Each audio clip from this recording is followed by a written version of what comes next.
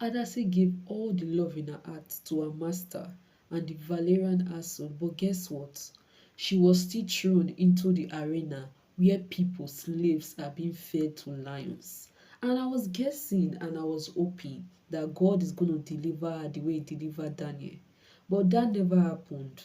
In fact, what God had in store for her was mind blowing. Hello guys, welcome back to my channel. I am Angela, and in today's video I'm going to be sharing with you lessons from Voice in the Wind, my first book of the year. The first thing I learned from the book is God chooses people based on who they are going to be in the nearest future and what they are going to be doing in the nearest future, not the now. When men see you, they choose you based on who you are now and what you are doing now.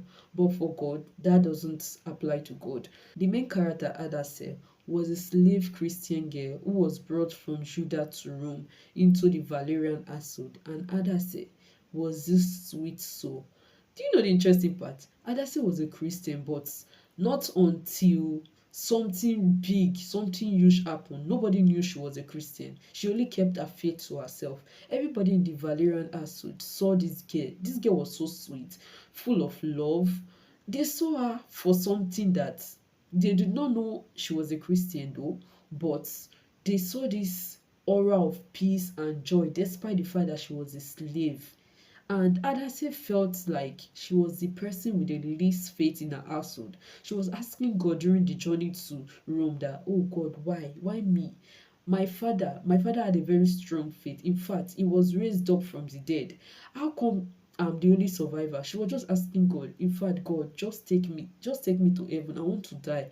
But God did not let her die. Like God saw her through the journey, and at last, when she ended up in the Valerian household, she was giving thanks to God, and she made it a commitment that she was going to serve the Valerian household with everything that she has, and she served the Valeria household with so much love. The second lesson I learned from the book is this: God's ways are quite higher than a man's way. Like, even if the person is your master, the person is above you, God still has the final say.